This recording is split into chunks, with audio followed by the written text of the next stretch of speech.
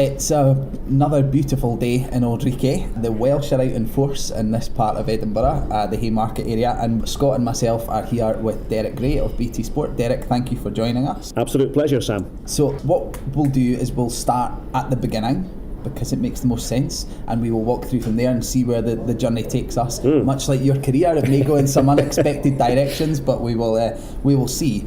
So a lot of people make reference to the fact that you were well known as a youngster to be watching youth football, watching Aberdeen games, armed with a tape recorder to learn the art of commentary.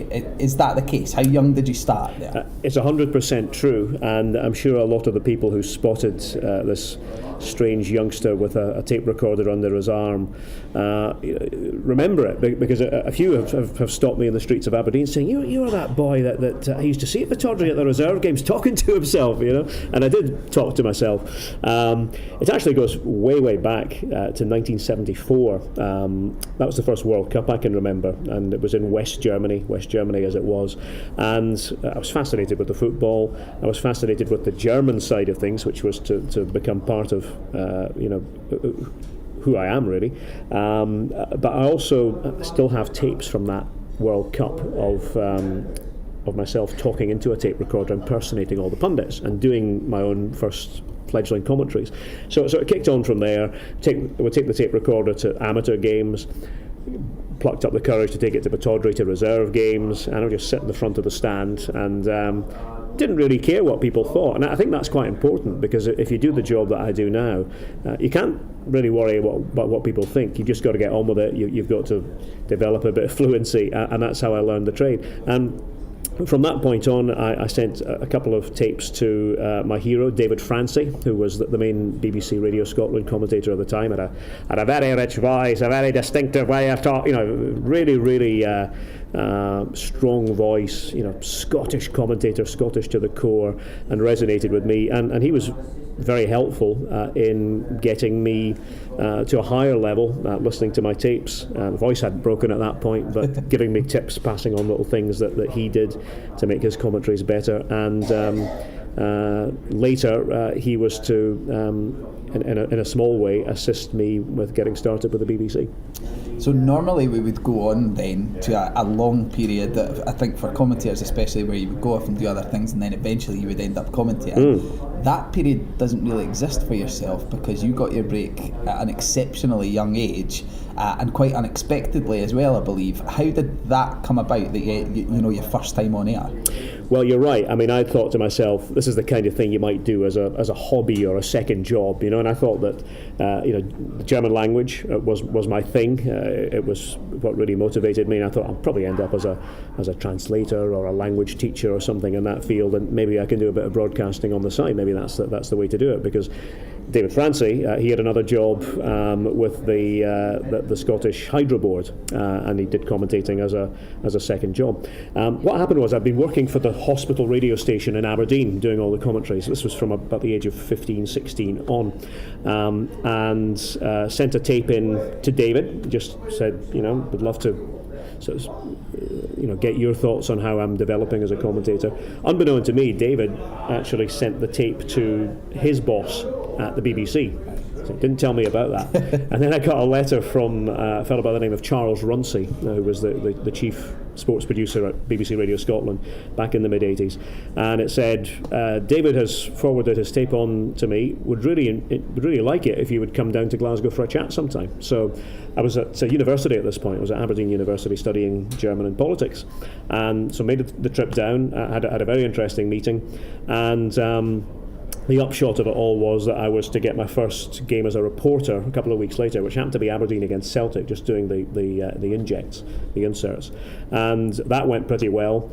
And then a couple of weeks later, I got a call again saying, can you come down to Glasgow urgently? This was April '86. David Francie's not very well. He's struggling with his back. He's not fit to do a commentary. We don't have any backups. The live game tomorrow is Kilmarnock against Dumbarton. It was a game from the second tier. would you like to do it? So when you're that young, and you fellas are much younger than I am, but when you're that young, you don't really hesitate. You just do things. You don't think about pressure or anything like that. At my age now, at 47, I sort of look back and go, was it really as easy as that? Anyways, so got the game. Thought, great, got one under my belt now. Travelled back to Aberdeen. Thought maybe I'll get another chance one of these days. So when I got home, my parents said to me, "Oh, Charles Runcie called you. You better call him back." So I'm thinking, did it maybe not go as well as I thought? So I called him back, and he said, "Well done." He said, "I've got another one for you. How do you fancy this? On Wednesday, it's England-Scotland at Wembley. David can't do the game. Would you do it?" So that was my second professional game on the air, was England against Scotland at Wembley. And from that point on, I stayed at Aberdeen University for a few more weeks, and then I was offered a job full-time by the BBC. And I do sometimes wonder if maybe the right move would have been to continue the studies in conjunction with broadcasting, but it was what I really wanted to do, and I thought, the future is now, let's do this, and that's how it started. So I was very lucky. You do have to be lucky, I think. I was fortunate that there was somebody who believed in me, somebody who thought that I had something to offer, and that was how it all started. That does constitute a real baptism of fire. Yes. Was there ever a moment where you had pause for thought, where you thought, maybe I'm not quite ready for this? Was there any spanners in the works, or did you just adjust it? As I said, I think being that young and being very determined. I think anybody who knew me at that age would have said that I was quite single-minded about it. And there are actually 2 or 3 newspaper articles. A fellow called Jack Webster, who was a northeast guy like myself, old-time journalist, old school, and he took a bit of an interest in those first couple of games, and he actually followed me to Kilmarnock and did this sort of big write-up. And somebody sent it to me again recently. I had a look back, and he speaks about me sort of being icy cool and almost to the point of being calculating, which is never how I've seen myself. But I was very determined, and so that was how it started. I think in those first couple of years, I think I was always trying to find my style. I hadn't quite hit the mark. I was experimenting with different things, as you do when you're younger. I think there were times when I was maybe trying to sound a bit too much like David Francie. But these things take time, and I'm just lucky that I had the chance to do that with the BBC at a young age, and to hone my skills and learn the trade. In terms of you finding your style, because obviously more recently, whenever I listen to you obviously commentate on Hearts games and other matches abroad, because obviously you've reached a certain age in your life and you've experienced being in different countries, and you've lived a little, do you feel that that's helped you, obviously because you've got good research into sort of like the cities that the clubs play for and obviously the history of clubs? How was it working initially when you were just a teenager and doing your first few games? Was it purely just football related, that's all you had and that's all you could actually sort of count on when you were commentating for those first few months? I think that's a good question, Scott. Early on in my career, I think, they say ignorance is bliss. I probably was quite ignorant about what maybe other people thought, what about some of the hardened journalists around me thought. I just got on with it. I didn't really worry at all about what the perception was. I think with age comes experience of life as much as anything else, and I didn't have any life experience at that point.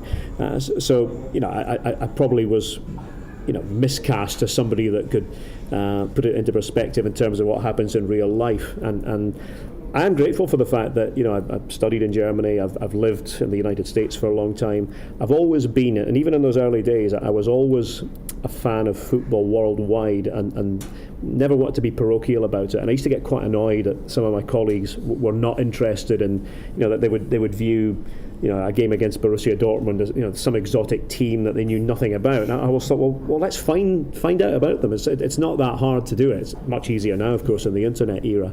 Back then, it maybe was a bit more difficult, but it just took a little bit of effort. So I've always been open to, I've been open to other things. I'm, very interested in politics, very interested in languages.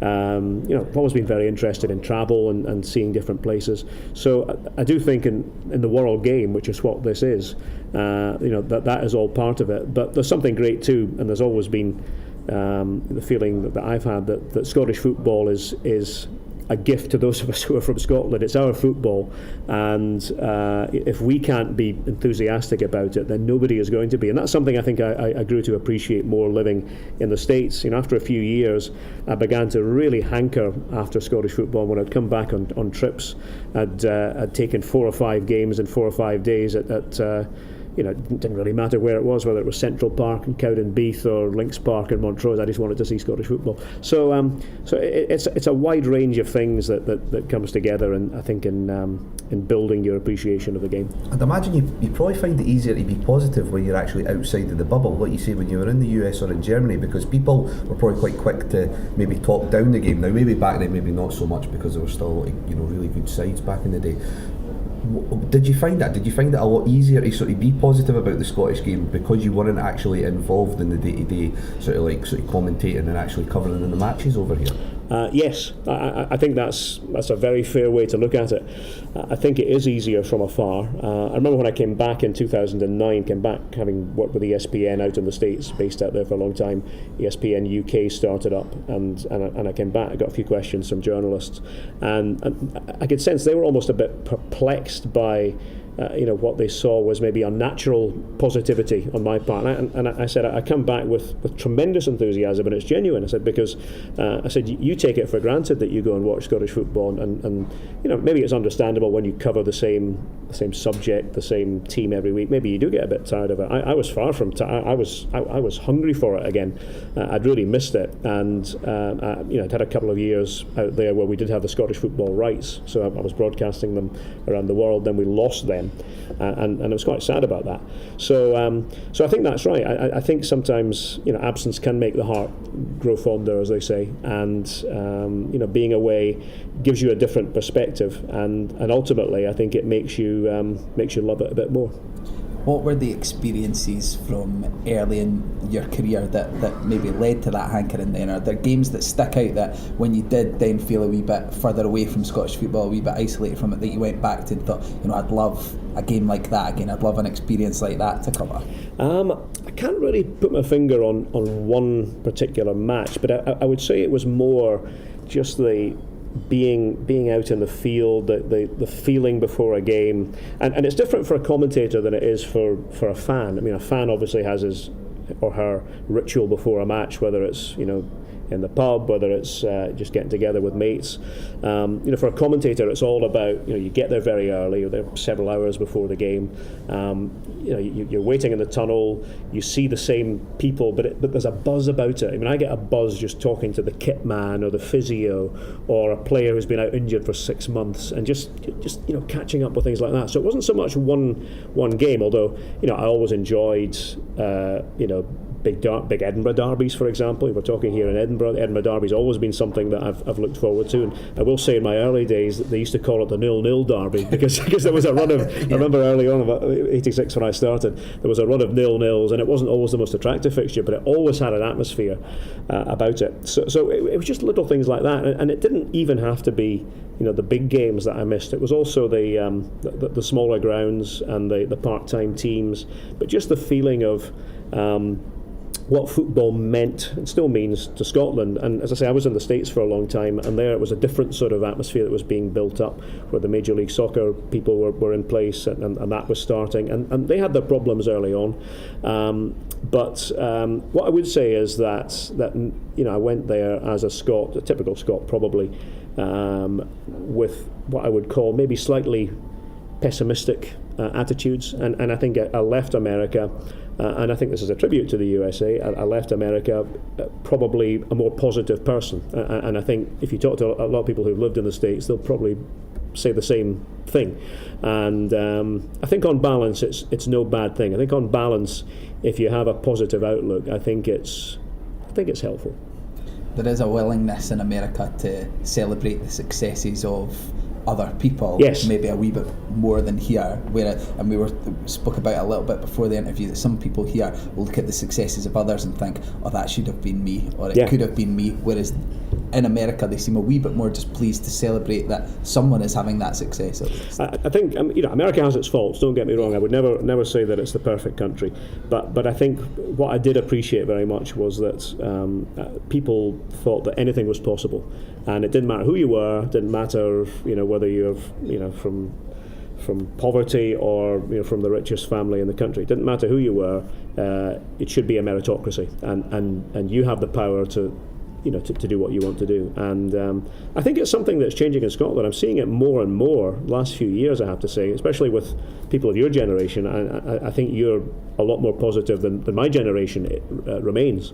So fingers crossed that stays. Is it a message that's still lacking in Scottish football? Slightly.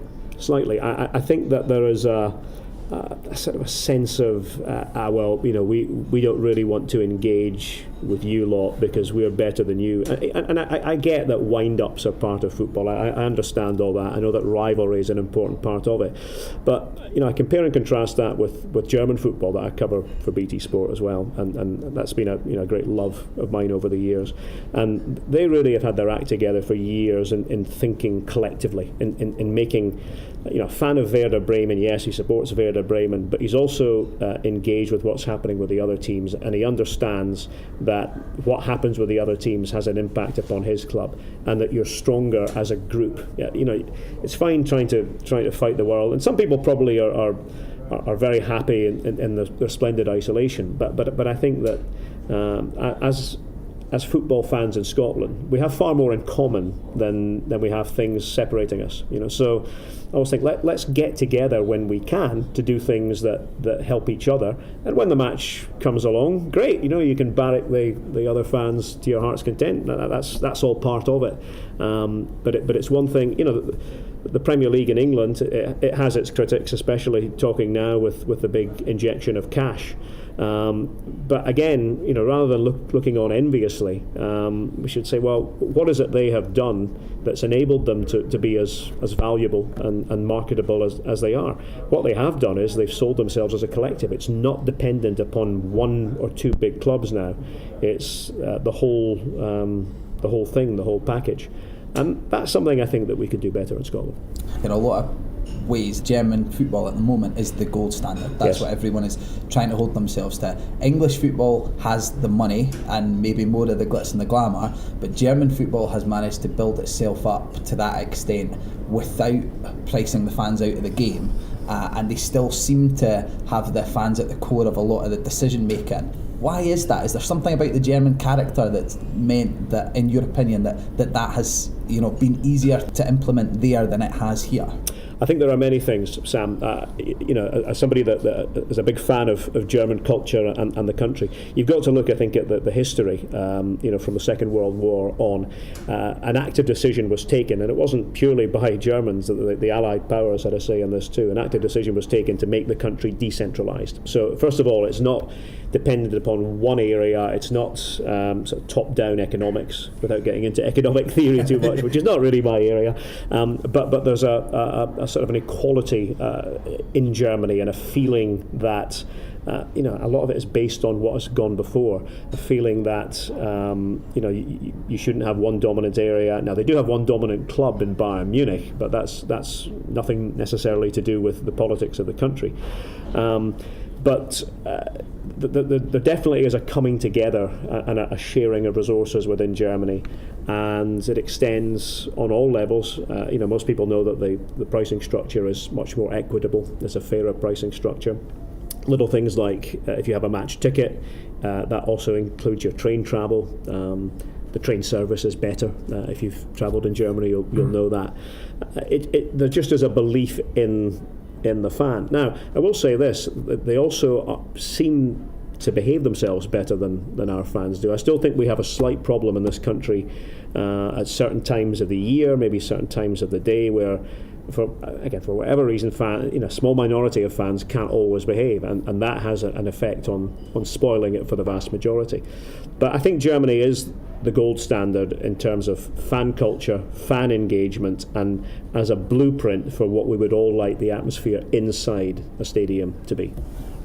Okay, let's double back a little bit on your career then, and let's go back to 1987 before we get to America. You were named, I believe, Sony British Sports Broadcaster of the Year that year as, what, 20-year-old? 20, I just turned 20, yes. Yes. Was there ever a question of too much too soon with you? Were you scared of burnout? I think so, looking back. I went to that awards dinner in London. I remember it was a lunchtime awards dinner.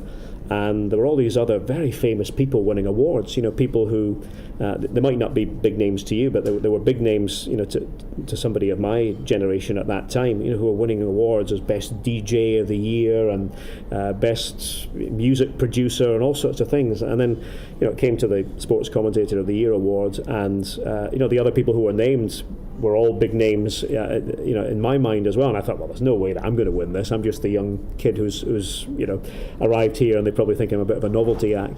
And then when my name was announced, I thought, that can't be right, can it? But what was interesting was the senior judge came up to me afterwards, and he said, just so you know, he goes, I didn't know that you were 20. He goes, I judged this purely on what I heard. So, and I hadn't entered myself for it. It was my colleagues at BBC Scotland who had done that.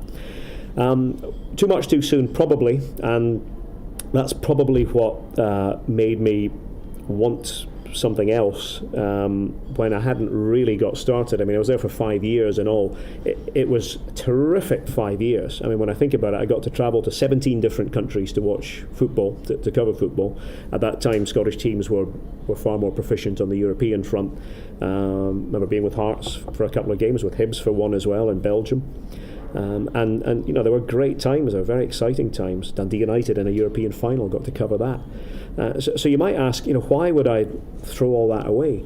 I think it probably was too much too soon. I think I had experienced so much at breakneck speed. Somebody so young that maybe I thought in my mind, well, we have to keep moving at this pace instead of maybe saying, right, let's just smell the roses. I got to present on the radio too, on Radio Scotland, and got to do the World Cup in 1990. So it was a real breadth of experience. But I did want something else, and I wanted a change of scenery, and I was a bit torn between the idea of going to London, which was an option, and certainly was the sort of preferred option of most people at the BBC at that time. But the contrarian in me thought, no, that's the path that everybody treads on. I want to be different. Toyed with going to Germany, and didn't have any options in Germany at that time, but thought with the language and with my interest in German football and culture, sure we can find something in Germany. But the USA was also very appealing to me, and I'd made some contacts at the 1990 World Cup with many of the people who were running the organising committee of the World Cup, and we just made a note to keep in touch. And I just decided on a whim, 1991, this was it. I'd done it for 5 years. I was going to go to the USA, and I was going to go and work as a freelance journalist, maybe enroll in a few classes out there just to sort of get a feel for how American broadcasting is done, because it is different. And so I went out there, and within a few months I'd got myself a gig as press officer for the Boston venue from the World Cup Organising Committee. So that was a different chapter in the career in the States. I kept broadcasting. ESPN were on the scene by this time. They got wind of the fact that I was out there, and so did bits and bobs on the commentating front. But the main job for a couple of years was organising the media in this vast area of Boston with regard to the World Cup. Was the upcoming World Cup part of that? Did that inform part of that decision-making process, the fact that you knew there was at least potential for a spike in interest in football over the upcoming years in America? Yes, no question. That was on the radar. When I knew that the USA was getting that World Cup, I thought I would quite like to be part of that. I think that's quite an exciting thing, because America did fascinate me as well in a different way. That was later. It was always Germany as a youngster, but then became more and more interested in America and just what made the country tick, and the fact that it had all these different sports. Didn't really seem to embrace our sport, but it was the same language, but it was far away culturally. I still think that the culture are very, very different. But those 2 years, when I think back now, I mean, they were really invaluable and educational, because I learned an awful lot about America and about how people operate and how the media operates. And that sort of paved the way, I think, for the rest of the time in America, that understanding of the differences, and also trying to explain what was a foreign game to a lot of media. And this was what the organiser said. They said, I think you're perfect for this job because, first of all, you've worked in the media in a football country for 5 years. We have a common language in English. You speak a few other languages. So even though I'd never actually worked as a press organiser before, it was something I really enjoyed, and I'll always have fond memories of those 2 years in Boston doing that.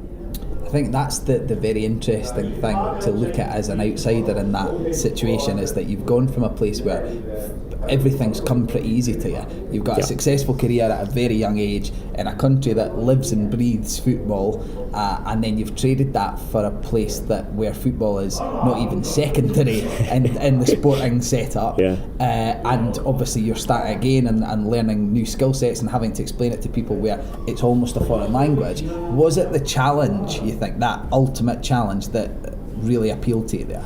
Yeah, I think so. I think you hit the nail on the head. I think I was looking for a challenge. I think I was looking for something that was slightly outside the box. I think I've always been a slightly outside the box kind of person. I don't think I've ever sort of taken the conventional route to anything. You don't get into commentating for a start if you're sort of inside the box. It's not there's no such thing as a conventional route to becoming a commentator. People often ask me that. I say there's not. I mean, it's something that you might want to do, but there's not a real training course for it. And same with this. This is not something that I ever trained to do, but something that I found really rewarding. And when I think back now, obviously that the highlight would have been the tournament itself, and the access that as a press officer for World Cup organiser / FIFA, you're in dressing rooms. You're seeing Maradona when he's in his strip and ready to go. And of course, Maradona was to become a big story at that World Cup, for the wrong reasons, based on what happened in one of our games in Boston, one of the Argentina games at Foxborough Stadium. So it's a multifaceted job, but I think challenge is a really good way to put it, Sam, because that's something I've always looked for, and will continue to. I think that I think it's what keeps you going is a new challenge. It can sometimes be with the same job, but you're always looking for new ways to motivate yourself. Did you expect to be in America for as long as you ended up being when you departed? Did you think you would initially go for a few years and see how it went? Obviously you were away for a good kind of 15 years. Yes, no, I was. Yeah, I was away. I think more than that, probably 17. I think altogether. I didn't really know, is the honest answer. I thought I would see what happens. I was single at the time. Thought this is the ideal time to do it. I don't have any commitments at all. I'm young enough that this is the time to see the world and try something different. But circumstances sometimes change everything. I met Beth, who's my wife. We've been married since 1996. First met in 1992 in Boston, and that obviously contributed to staying there for a long time, and really enjoyed my years in Massachusetts. And there's no doubt we'll go back there someday to live. But the other thing that came along was ESPN, and their coverage of international football grew and grew. They got the Champions League. I was able to be part of that. Also worked covering Major League Soccer early years, the New England Revolution, and they weren't the best team. They were a very difficult team to cover because they were pretty inept in those first few years, and it's quite difficult when you're working for a team and trying to put a positive spin on things that are not very good. Eventually I grew a bit tired of MLS, and my criticism of MLS at the time was that and this is going to sound a bit ironic considering what we said earlier about positivity, I found that they were just a bit too sycophantic about it for my liking, that I couldn't really give an honest commentary, or if I did I was maybe going to get criticised for it later. I was actually wanting to ask you about that. Was there any point that anyone, either from ESPN or, like you say, when you were working in New York, did they ever try and force their own sort of terminology of the game as they understood it at the time on you, or did they allow you to just express yourself how you always have done? Things have changed, Scott, with regard to that. What it was like in the mid-90s is very different what it's like now in the USA. In the mid-90s, there was a senior executive at ESPN who is no longer working there, but very experienced producer. But he said to me, "We don't really want British accents on our air, and we don't really want British terminology." So you're left with a choice at that point, and that was the choice that I faced for a few years. Do you basically say, I'm going to just do my own thing and probably be taken off the air, or do you go with the flow a little bit? And for a few years I did go with the American flow, because frankly I needed work. I was married at that point, so there were a few years there in the 1990s where I sort of went the American way. The eureka moment, funnily enough, was when we got the Scottish rights around 99. I'd been doing Major League Soccer, was doing stuff for ESPN. But when the Scottish rights came along, suddenly we're doing games off tube, and they're from East End Park in Dunfermline or Pittodrie in Aberdeen. And it just suddenly hit me at that point. I said, I can't do these games to an audience around the world of Scots and use American terminology. Yeah. So at that point, I sort of just snapped my fingers and said, right, this is it. We're not doing this anymore. And I think it was the best thing that really I've ever done in my career, because at that point, let's say the Champions League was kicking on in the States. Within 2 or 3 years, I managed to become the lead voice for the Champions League, and all those broadcasts went around the US and over the world, across the world as well. And I look back on that. I look back on the acquisition of the Scottish rights as being a big turning point and a positive one for me.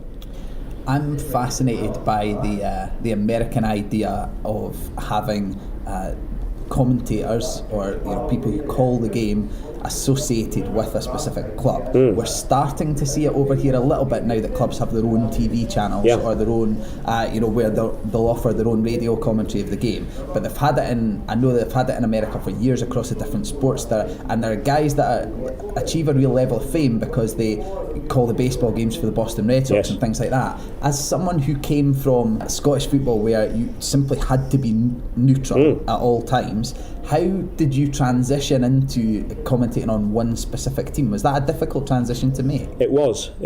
I did quite like the title that they bestowed upon me, because it was the New England Revolution, so I quickly became known as the voice of the revolution. I thought that was quite exotic, and sort of appealed to my personality a bit. But being the voice of the revolution did have its challenges, because the revolution was not very revolutionary at that point. They were pretty bad. Pretty stop-start.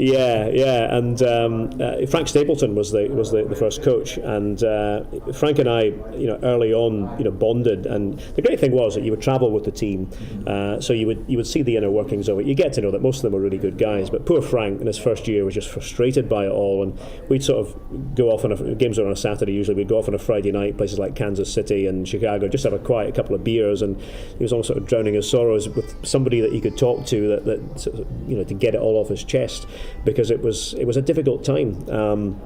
They were so bad, and they had this very loyal group of supporters that had set up. They called themselves the Midnight Riders. They sort of wore the old-fashioned New England, garb and everything. They were great guys, but they had a very poor team to support. And my job, of course, was to, in theory, try to extol the virtues of this team. I think at times I went the other way. I think the supporters actually quite liked it, because I think they saw me as sort of a bit of a kindred spirit, that I was suffering with them.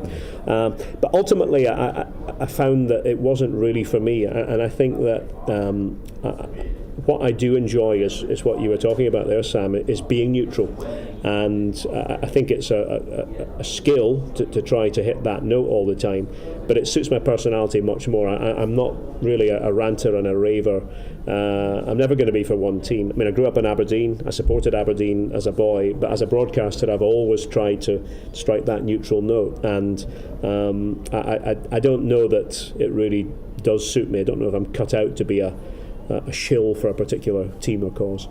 That's an interesting point that you raised there, because throughout the process of going out to our audience and asking for questions for yourself, it has come back that a lot of people feel that you have a soft spot for their team, which is interesting, because in Scottish football normally it's the other way about. The referee, he definitely supports the opposition, whereas and I suppose it's a pat on the back for yourself that people feel that when their team scores, you genuinely are excited about the fact that they've scored. Yeah. But it's an odd situation where people feel like, a lot of people have said, does he have a soft spot for Hearts? Yes, I've heard that. I've heard people say that. Do you get that wherever you go? Do you hear it from a lot of different fans? Yeah, and you'll get it the other way too. I think what's interesting in the case of Edinburgh, now I've been back, broadcasting Edinburgh derbies now since 2009, having done quite a lot of them in the 80s on the radio side. And if you think about it, if you think about the trajectory of the derby, which is a fixture that you guys obviously are particularly engaged in, and it's one of my great, one of my favourite fixtures as well.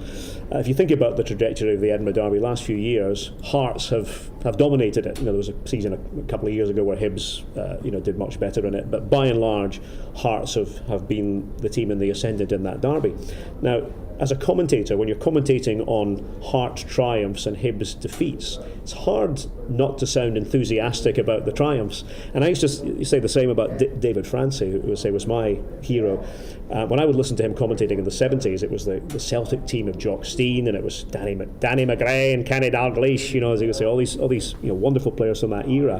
And I was convinced that David was a rampant Celtic supporter. He wasn't actually, but I used to think he was, just because he was getting quite excited. And I've spoken to other commentators about this, and we are inextricably linked with the matches that we cover. So there are probably a lot of Hibs fans that think I'm anti-Hibs because if they've heard the derbies the last few years, in many cases it's been a tale of woe for Hibs. But it comes in cycles, and but I have heard that from a few Hearts fans. What I would say is that Hearts have given me probably better material than any club in the last 5-6 years. I'm thinking in terms of some of the derby wins. I'm thinking of the game at Anfield when Templeton scored near the end and almost sent the tie into extra time. Last season, the dramatic happenings, even though Hearts got relegated, there was a sort of a backstory to that. And I've always felt too that Tynecastle is a particularly special place for atmosphere, and it's always been, I would say it's probably my favourite venue in Scottish football. I'm not just saying that because I'm talking to two Jambos here. I genuinely mean it, and I thought that back in the 80s, and I always have an extra sort of spring in my step when I'm in Gorgie and doing a game at Tiny. On the subject of those big moments then, let's, if we can, take a little look behind the curtain. We know that you do a lot of research for the games, and you've said you speak to the kit man before and you get a feel for the place. How much of those moments when the ball hits the back of the net and you will have a phrase for that moment, that's your job as a commentator to encapsulate the feeling of that moment in your kind of words. How much of that is rehearsed or practiced? Do you have a line that you may use at that moment in time, or is it completely off the cuff? I don't have a line in mind before a game necessarily, but sometimes things happen that make you think or make you pause for thought. For example, I remember in the derby in March, remember at half-time, Hearts were leading, Dale Carrick had put Hearts in front, and everybody had thought, this is going to be the worst scenario for Hearts because they're going to lose not only are they going to lose the derby, they're going to go down in a derby at home against Hibs. I mean, what you tell me, what could be worse for a Hearts supporter than Not that? Very much. That's So I remember talking to Gary McAllister, my co-commentator, at half-time, and we were just talking about it. I said, look at this. Hearts are defiant. I said they're almost. It's almost like they're saying, not here. Not on this patch of land. And I said it to him at half-time, and I thought, no, okay. And I didn't file it away thinking that this was going to come out in commentary, but obviously a seed was planted in my mind, and it was 1-0 obviously till near the end of the game, and Billy King added the second. Wasn't really expecting a second goal to go, and as you recall, Hibs had one just prior to that was controversially disallowed. Shouldn't have been disallowed, I don't think. But it just came out, and it was just one of these things that you feel, I think, more than anything. Again, other commentators will tell you that you could prepare certain things, but I don't think that it ever comes out as naturally as. I think you've got to go with the moment. You've really got to go with what's happening in front of you, and you don't really know until after a game how it's come over. You don't really know actually what you've said a lot of the time. You can't really remember what it was that you said. But I think if I'm lucky, I've done it for a long time, so I sort of understand how to hopefully compose myself at these big moments, because they are important, because they are the moments that get played back for years on end, so you want to get them right. But I must say that when I did watch the end of that game back, I was quite happy with not on this patch of Edinburgh land, not in a derby, no relegation today. It was simple, but it hopefully encapsulated the moment from the point of view of a Hearts fan at that time. Did you have a moment after it where you thought, Hibs fans are going to hate this? Yes, I did, and that's the other side of it, But for example, we're talking, just in the aftermath of another big Hibs win against Rangers, and I also did the 3-1 Hibs triumph against Rangers back in September. So hopefully, Hibs fans listening will realise that. There've been big Hibs moments as well, and I think in what did I say last night? I think I said Hibs partying at Rangers' expense again. Hopefully a Hibs fan would think, okay, that's all right. That sums it up from our point of view too.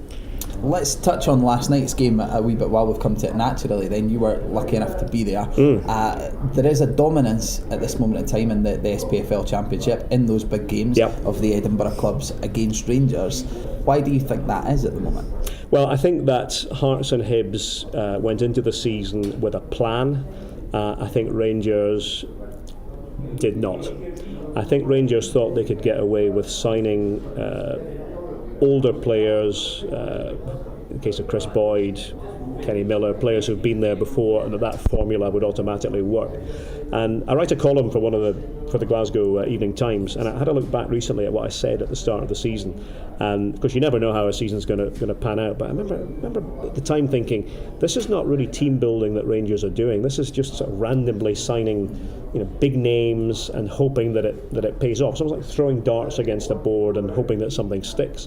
What I saw with Hearts was, and I must say, I felt for Gary Locke when he lost the job, but I did think that bringing Craig Levein in as sporting director with Robbie Neilson, I thought that made perfect sense, because having been around Craig Levein the last few years, I've always thought that the sporting director type job, technical director, might be more within his skill set than manager, in actual fact. He's got a very detail orientated way of looking at football, and I saw absolutely nothing wrong with that. No, there was an initial outcry from some Hearts fans, naturally, because I think Gary Locke had done very well under difficult circumstances, but there was a recognition they needed something slightly different for this new challenge. So I think Hearts went in with a plan. Now I sat down with Robbie just before the season started. First time I'd really got to know him properly, and what I saw was fierce determination in his eyes. You could see that he's softly spoken, but there's quite an interesting personality there, I think, and I think he's somebody who's destined for success. Hibs also went that same day to see Alan Stubbs at East Mains, and there was a totally different challenge. I mean, there was a team that was on its knees. The first job was to lift the morale. And I remember I bumped into Liam Craig, who I get on with quite well. Very nice fellow. And I hadn't seen him obviously for 2 or 3 months, and you could tell that there'd been a burden lifted there. That he was a different character. He was much chirpier. The atmosphere was better. And it's taken Hibs a bit of time. And they've been less consistent than Hearts, but you could see what Alan Stubbs is trying to do. He's identified the players that he wanted. Not many survived the cull, and it was a cull, and it needed to be a cull. I think we would all recognise that. But he has a vision for how he wants football played, and I think that Rangers, on the other hand, have let themselves down these last few years with their lack of proper team building. And my goodness, they had the best chance of any side to do that, to tear it all up and say, right, we don't want to rebuild. But I think, unfortunately, they thought they were rebuilding in the image of the Walter Smith teams, and that has not been appropriate for trying to get started in the lowest tier of Scottish football all the way up to, they hope, the top tier next season. Now, I would say at the moment that's in real doubt, because Hearts are going to win the league. I think it's not.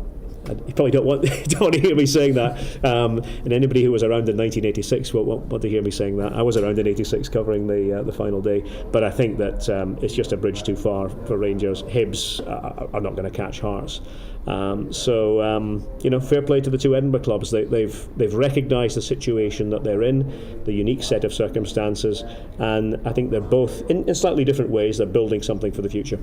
Do you think that the Scottish football media en masse was a little bit slow to react to the fact that it's not the same old Rangers? You mentioned that, in your column early in the season, you could see that straight away. It's felt for a lot of us involved in the situation that and you still see it with the bookies, that there are still odds there that suggest this is a really strong Rangers team, and for most people Hibs were clear favourites last night. No point were they with the bookies. No.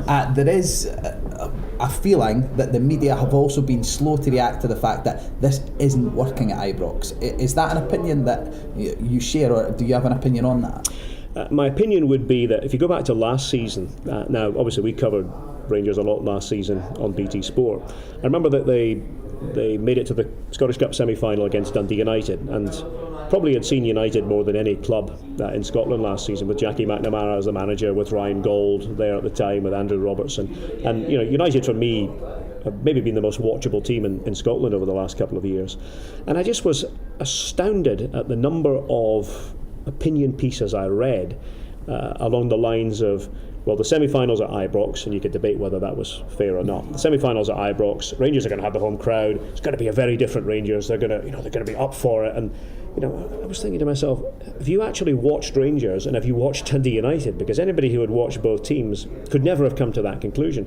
Now, that semi-final was a bit similar to maybe the Rangers-Hibs game from this past week, in the sense that United in that game actually didn't play at their best. Rangers were a bit better than they had been. Same in the Rangers-Hibs game. Hibs can play better, but they were able to grind out a victory. But the point is, I think it's a fair one. This is not the Rangers team with chock full of stars. This is a workmanlike side that's trying to get back to its former glories, and is a long way from that. And I think maybe we need to reevaluate and reassess the general feeling about where the club is. You touched on personalities a little bit in an answer before, and I'm interested to see, we talk a lot about bias in media coverage. We talk a lot about how club allegiances would potentially affect someone's outlook on a situation. How big a part do personalities play? Is it difficult to divorce yourself in a situation from the fact that I like him and I'm not so keen on him? I know, for example, I think at times you worked with Ali McCoist as a co-commentator during the World Cup. How difficult is it to divorce yourself from the fact that you have a personal relationship with him when you then have to comment as an impartial observer on the Rangers situation? I think it's more difficult for a co-commentator than it is for the lead commentator, so to speak. I think that my job is not really to trash anybody. It's not really to say somebody is not doing well. That's more the opinion of, in my case, Gary McAllister, who's my main co-commentator. But to get back to your question, Sam, it is a very fair question, and obviously we all have people who we're closer to and people who we're not as close to. And I will say this: sometimes it's easier not to have a relationship with somebody, not to be on friendly terms at all with somebody in the game, because it does sort of leave you freer to absolutely speak your mind. I'm not saying you wouldn't speak your mind with somebody who you're friendly with, but it can be difficult. There are no two ways about that. And Ali McCoist is, if anybody has met Ali McCoist, they will tell you that he's a charming bloke. He's great company. I travelled across South Africa with him 2010, covering the World Cup for ESPN, and the first thing I saw from Ali McCoist was, the first thing he said to me was, Derek, he said, what is, we're travelling as a group of 7 or 8 people in a van. These are not comfortable, these are not luxurious conditions that you cover these tournaments in. And we've got a security man, we've got a couple of young assistants. First thing he said was, what's his name? Right, stop off at a service station, and first thing he did was buy everybody burgers and chips and water, and he picked up the tab. Now you might say, well, he's done well over the years, he should do that kind of thing, but the fact is he does, and he's a genuinely nice guy, and the fact is as well that a lot of journalists get on very well with him. So yeah, I mean, is it harder with somebody who well, yeah, it undoubtedly is, but we still have a job to do. And he's been my co-commentator on games, so he's been critical of situations. So I don't think he would take umbrage at somebody criticising him if it's fair criticism. And that's what it always comes down to. It has to be fair. It should never be personal. It should always be above the belt, and it should be based on what you see, and not just criticism because you dislike someone. I mean, Pat Fenlon, when he was the Hibs manager, Pat Fenlon never said a word to me in the whole time he was the Hibs boss. In fact, he would blank me and my colleagues. Now, I wasn't any crueler to Pat Fenlon on the air. I don't think you had to do that. Well, it wasn't a happy time, was it, really? But frankly, I'm puzzled why anybody wants to be that way, because Billy Brown, for example, great guy, Jim Jeffries, super guy, but they did understand that you might as well be friendly with the media rather than going the other way. Someday you might, and I think Jim and Billy are old pros, and they recognise that they're nice guys, as I said, and genuinely nice fellows, but they recognise that someday the media might be able to help you a little bit. Is there any, going back over your whole career, are there any co-commentators that you've worked with that you've noticed have struggled with that sort of bias and tried to sort of pull the reins in a bit?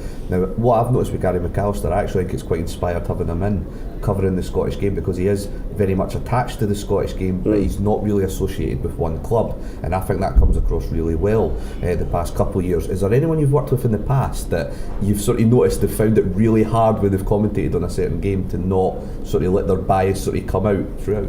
It's an interesting one, Scott. I'm just trying to rack my brains. There's nobody who jumps out at me, but I do know that. I mean, I've worked with ex-Rangers players, ex-Celtic players, and I do think that they think about it a lot.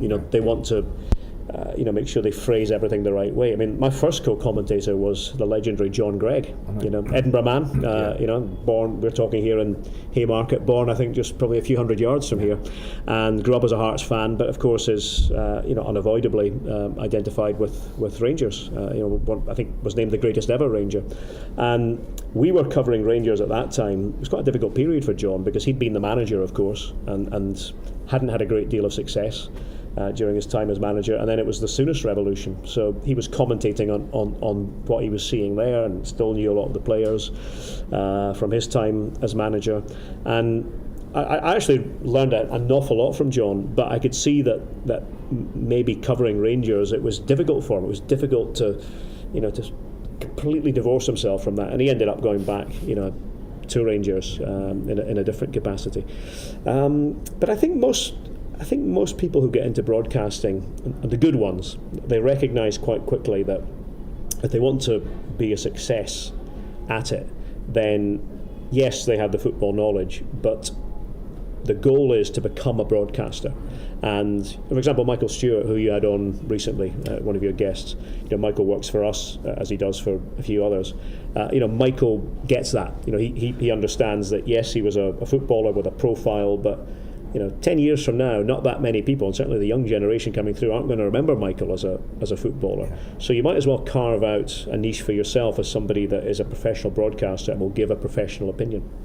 I'm really keen to get your views on what makes a good co-commentator, because I think that's a role that produces a lot of talk amongst fans. But before we go on to that, just while we're on the difficulties of impartiality and staying neutral, I'm interested there's a phenomenon that I've noticed recently, which is a move amongst some of the media outlets towards current players as pundits, which to me appears to pose a bigger problem in terms of impartiality than we've ever encountered before. We already know that people, as Scott said, can be intrinsically linked to clubs who they then have a hard time divorcing themselves from. But if they're literally employed by a club at that moment in time and have friends in that dressing room or friends in other dressing rooms, it seems like you're putting them in a particularly difficult situation to try and divorce themselves from that. Is that something that you have a view on? Do you think that's a good idea? Well, I think it's a pro and a con situation. I do accept that if you're a current professional and you're going to be lining up against somebody that you're talking about on television in a couple of weeks' time, that maybe is not ideal. But against that, I think fans want to hear from people they can relate to. And if somebody is a current player, and particularly a high-profile player, then I think that's a good formula. It's swings and roundabouts. I mean, some people who are players recognise that they want to get into broadcasting and that it might be a good future career for them, and they start honing their skills doing that. It's a difficult one. I think I don't know that there's one answer to it all. I think it depends on the makeup. I mean, for example, we do a bit of a mixture with our punditry on BT Sport with the Scottish games.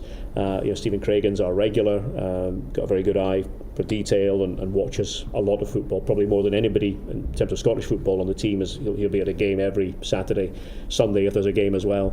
But then we try and freshen up the panel by bringing in other people, whether it's people with a connection to the club or in some cases current professionals, and some quite simply are better than others, and some are learning, and some have the potential to be very good. It's a mixture. I think the reason that I asked the question is there have been some specific instances that have come up recently where it has kind of called the neutrality of the media outlet into question. For example, St Mirren, I think. Yes, St Mirren and the BBC. BBC. The BBC were covering Tommy Craig's departure from St Mirren, and his backroom staff were made up of Gary Teale, Jim Goodwin and Stephen Thompson as a senior player, all of whom have done punditry work with the BBC in the last year. So unsurprisingly, you start to feel like all of the blame is being laid on Tommy Craig and none of the rest. And there are questions about, well, Gary Teale will be a breath of fresh air. Well, not really. He's been there all season. Is there an issue there where there are then specific instances that come up and you think you're not capable of divorcing yourself from the fact that these people are your friends and you're going to work with them next week? Well, I think that can be an issue. I think Stephen Thompson does a good job. I think he's he's obviously current with what's happening. He's the other thing too is that he's playing against. I've just mentioned the cons of talking about somebody you're going to be playing against in 2 weeks' time. But there's also a pro to that, and that is that. Who better to give you the lowdown on a player's strengths and weaknesses than somebody who plays against them. As I say, I think yes, it can compromise somebody. There's no doubt about that. And I never like it, and I've heard it over the years. When I hear somebody say, "Oh, don't ask me that," you can't ask me that, because that's too sensitive. The fact that they're taking money from television to be a pundit, should mean that TV has the right to ask them what it likes. That should be the deal. But having said that, there are different ways to approach it. Okay, let's get on to the role of co-commentator then. For you, what makes a good co-commentator? What skill set do you look for in a person? I think the main thing for a TV co-commentator is to tell the viewer something that he knows through his experience of having been there. As I always say, my job is primarily to identify, to complement the action, to provide a sort of soundtrack that shouldn't overpower the game, but it should enhance, if we're doing it right, should enhance the experience, whether that's through information, whether that's, we said, through a nice line on a goal or something like that. But the co-commentator has experience that none of us will ever have. He's been there, he's been right to the very heart of the matter, and what you want to hear from a co-commentator is, why did that happen? I can say what happened, you guys can observe, and but why did that happen? Why did this defender lose his man? Why was there no defender on the post at the set piece? Etc., etc. And that's what makes a good co-commentator. And I've been privileged to work with a lot of really good ones over the years, and really enjoy working with Gary. He challenges me to look at things a bit differently. But I think that's the crux of it, is making it interesting and making the viewer that bit more intelligent about the game.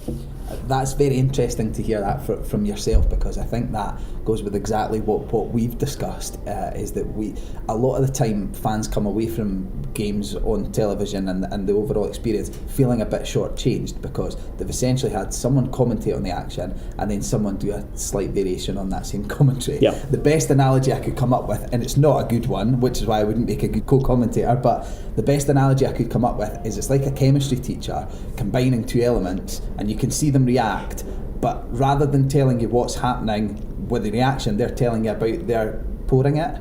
You know, they're describing, well, now I'm pouring this, and nothing about the actual reaction. We can see what you're doing. We want to know why that's happening. Yeah. But too often that's not the case. Yeah, and I think that's, skill sets. Some people have a better way of explaining things than others.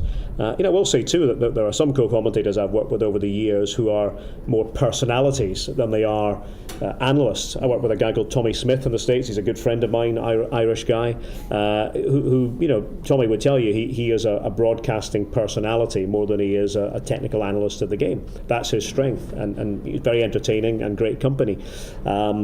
Worked with Andy Gray during the Euros in 2008, and I don't know that there's anyone better in terms of actually getting to the nub of what's happened. I mean, he the one thing that impressed me about Andy was he saw things so quickly. I would say what had happened, and he was right on explaining in 5 or 6 seconds exactly what had just happened, or exactly why it had just happened. So, different people, do it different ways. Craig Burley, who I worked with for a number of years and still keep in touch with. Craig was a bit more of I think by his own admission, Craig would tend to sort of, look for what happened that was wrong, who made a mess of that, whose fault was that. Craig did that, and I think did that very well. But it's horses for courses, it's different strengths. It's the one thing I find about Gary is I find that on a personal level, I find that we dovetail very well, that we get on well, that we, Gary's a very agreeable sort of fellow. If you met him, he was sitting with us here now, no airs and graces about him. He's a storied football career at a number of great clubs, captain Scotland, but he's just a really ordinary guy, down to earth guy, and he fits in brilliantly with our team. And he, as you said, he's come back to Scottish football after a long time away, but is able to see it and see it differently. And he's fascinated by what's happening in our game at the moment. Because the media now is a more obvious career path, it's a more obvious career progression for a footballer than I think it ever has been before, because television is so huge now, there's so much coverage. It's not easy to make that step up, but it is there. If you're a footballer coming to the end of your career, yeah, as you say with Michael Stewart, you can size that up and say that's the direction I want to go in.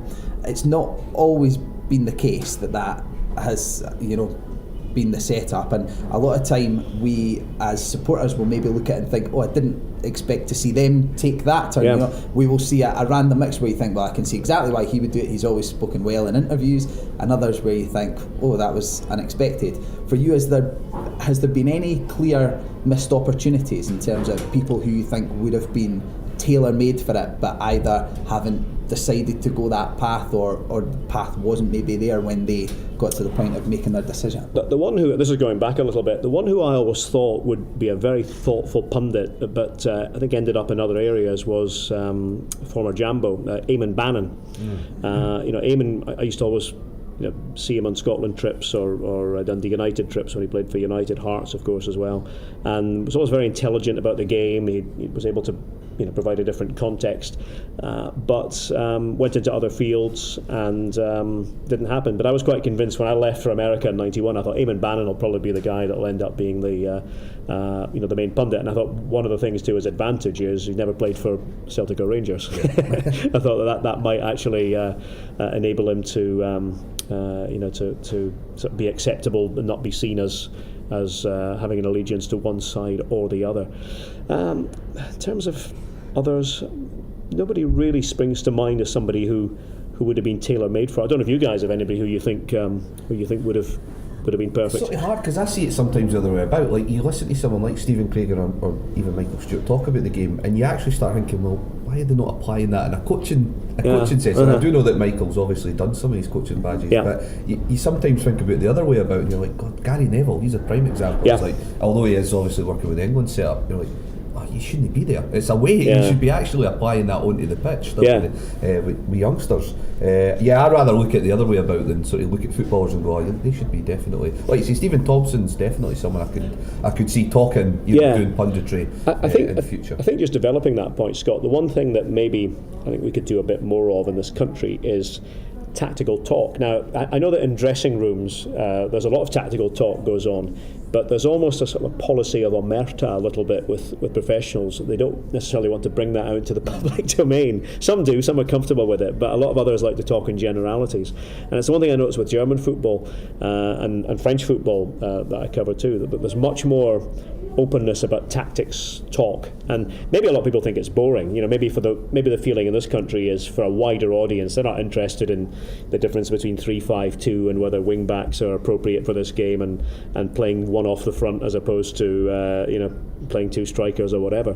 But I think that maybe there's scope to develop that a little bit, and I don't know. I've always felt as a viewer I'd like to hear the inside track on that and why different tactics are applied in different games. I think you're entirely correct, because Scott and I come from a generation that could, I suppose, be classified as the football manager generation. That's right, yeah. Where we come from, we have grown up playing these games, having an idea of tactics and that kind of thing that didn't exist probably when my dad was growing up. It was about getting the best players possible on the pitch. Yes. Whereas there is an argument to say that we actually overthink the tactical side of it now, but that probably isn't reflected in the coverage that we see. And that might be down to the fact that it's more my generation than it is your generation that's in charge of how football is presented. Maybe in 10-15 years time, when you guys are the executive producers at the various channels,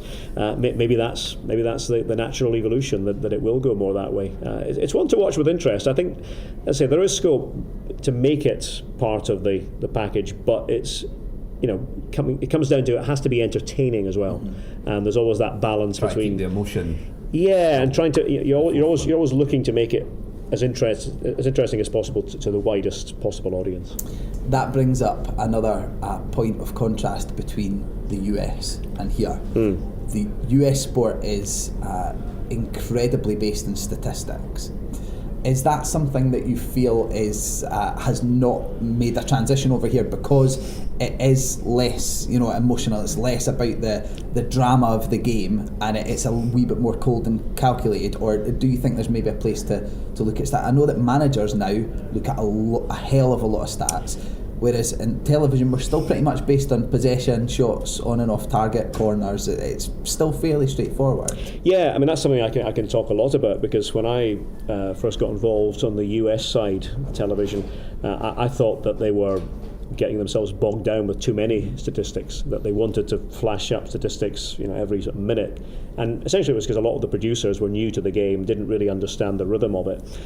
With American sport, what you have is you have natural breaks. Whether it's baseball, whether it's American football, whether it's basketball, you have a stop-start pattern. With our sport, you don't have that. The only time you have a stoppage is if a player's down injured, substitution. That doesn't really count because you've got to cover the substitution, so you don't have time to pause. I do remember one American producer said to me back in the day that he'd come up with this idea that the time to throw extra things in was during a substitution. And I was trying to explain to him, no, a substitution is a big talking point because there might be a reason tactically, or a player might be injured. You can't just throw anything you like over a substitution. But anyway, I digress.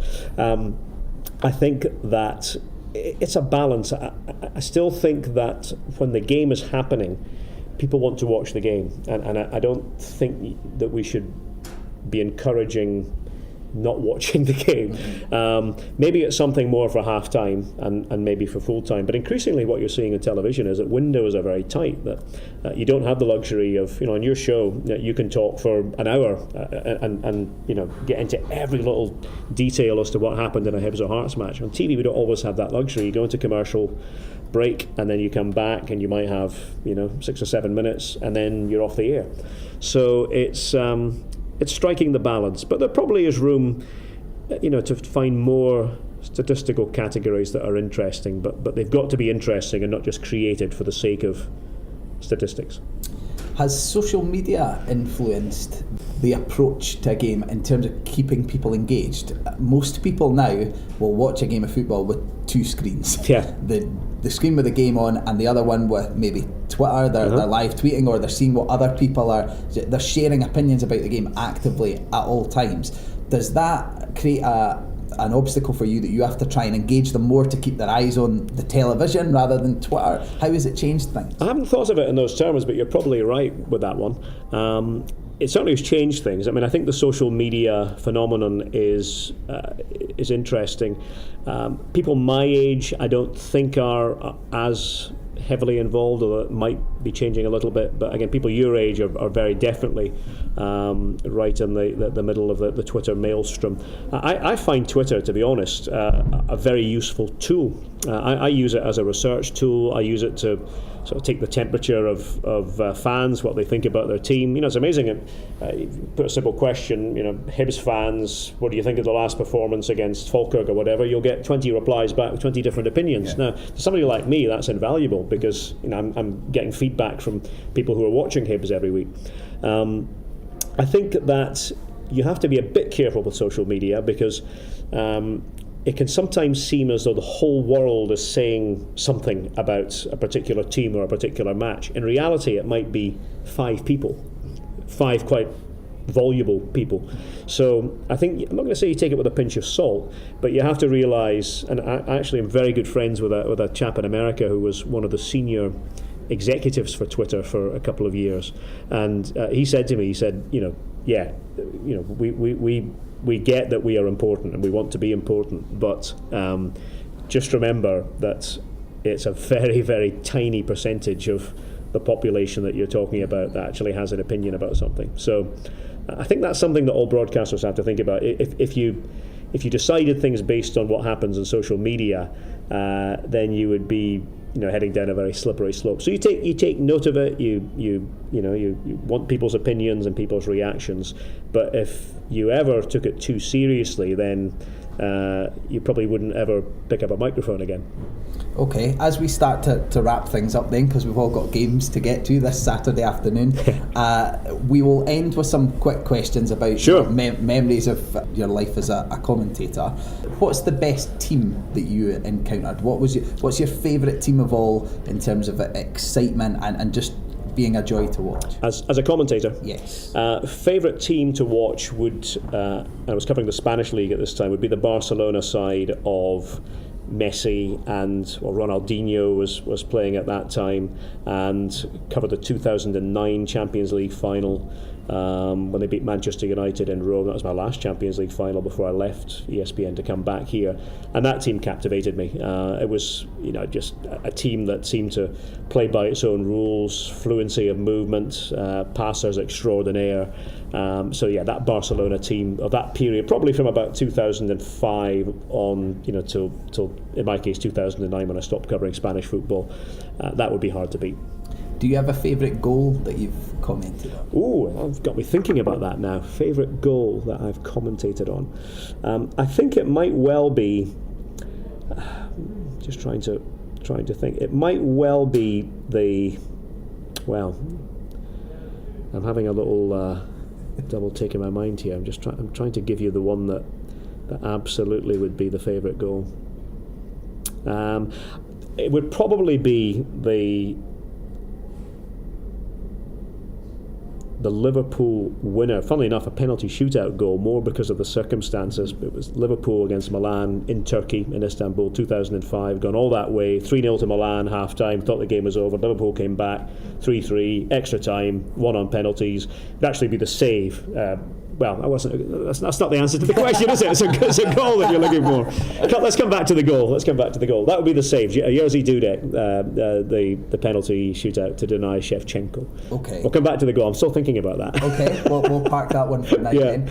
You've obviously commentated on, what must be into thousands of matches. Is it? Do you know a number? I don't know a number. Somebody said to me recently I really should know a number because it would be nice. But I have lost count because during my ESPN years I was literally doing hundreds a season. Even now I do more than 100 a season between Scottish football, Bundesliga, Serie A, Europa League, Ligue 1.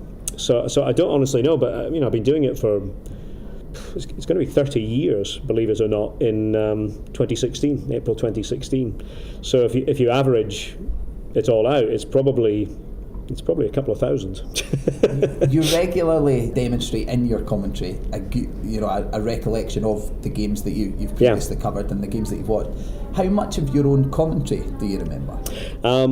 Not much of it, but little things do come back to you, and it's amazing how you can sort of remember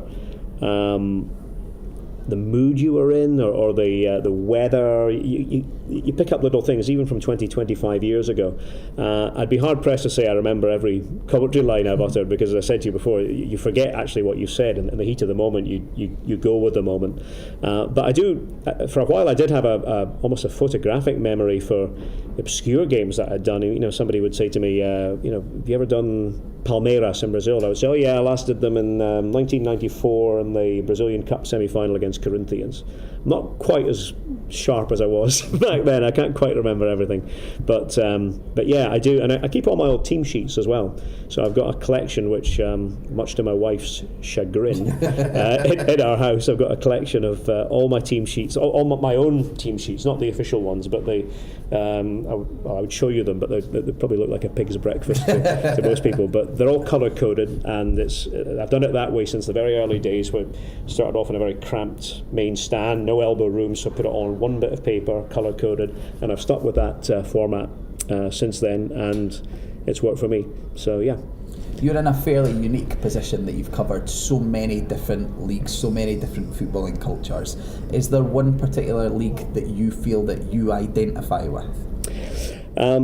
Apart from our own league, apart from Scotland, or 4-in-1 in terms of style of football and maybe atmosphere at grounds, things like that. Is there one that you connected with stronger than you would have expected to, possibly? Maybe not more than I would have expected to, but the Bundesliga is my other sort of spiritual home, if you like. It's the other one where whenever I do a Bundesliga game, I just feel very much at home with everything, with the atmosphere, with the stories. It does help being able to read German, being able to speak and read German.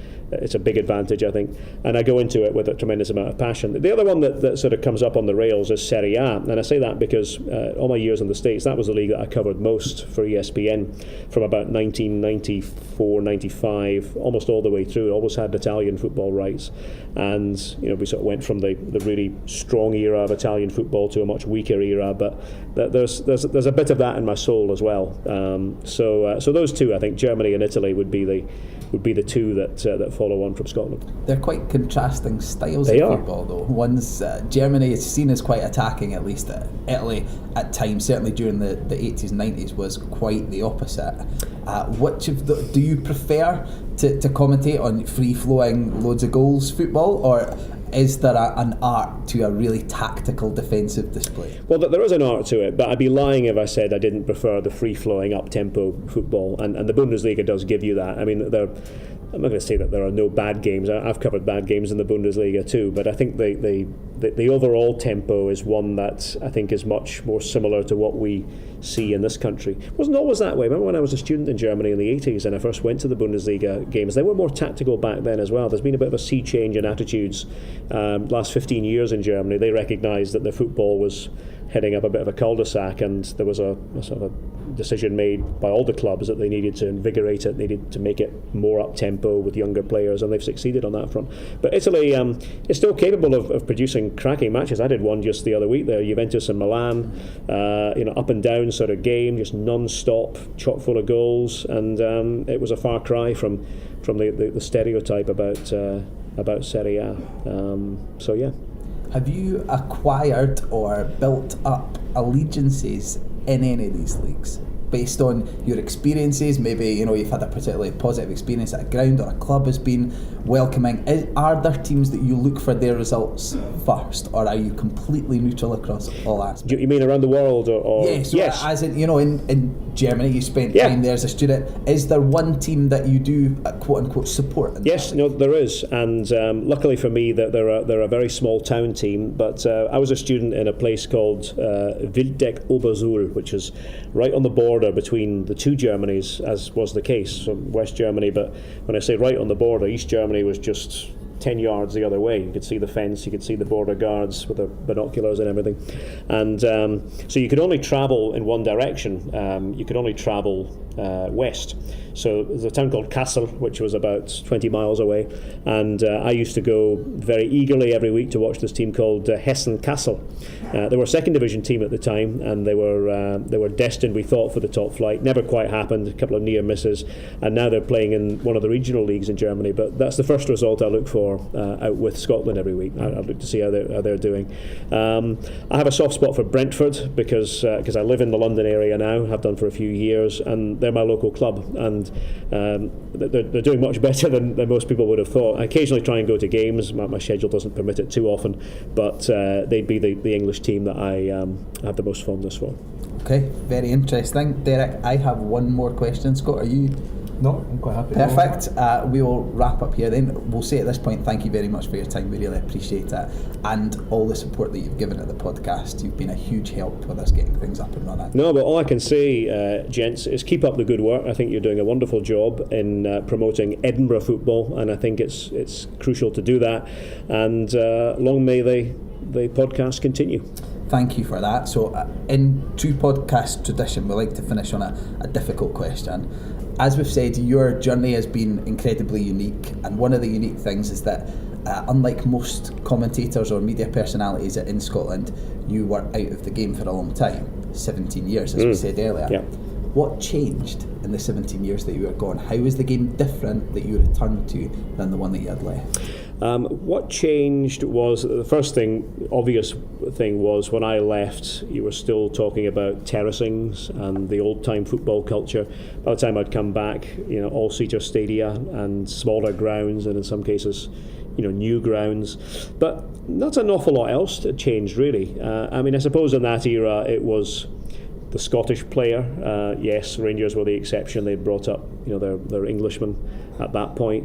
But in a funny kind of way, we're sort of getting back to that now in Scottish football. Most of the teams now have Scottish cores. Yes, there are players from other countries, and that's natural. But I don't know that an awful lot has changed. I think that obviously the dynamic has changed a bit with regard to what's happened with Rangers the last few years, and the fact you have Hearts and Hibs in the second tier as well at the moment. But ultimately, I think it's still our football, and I think it's something that we should cherish, and I think it's something that we should always remember is a special part of who we are. And it was one thing I learned in the States. The Hispanic culture is very prevalent over there with regard to football, and they had a thing on their, and I don't speak great Spanish, but they had a thing on their TV channel every week, and it was nuestro football, our football, and essentially what they were saying was, here's the news from our South American countries, and it sort of struck a chord with me, and I thought, yeah, our football, our Scottish football, it's not perfect. It's got its faults, but we love it. And let's hope that in 30, 40 years' time, the next generation is loving it just as much. Perfect. Derek, thank you very much for your time. Pleasure. Thanks, Derek.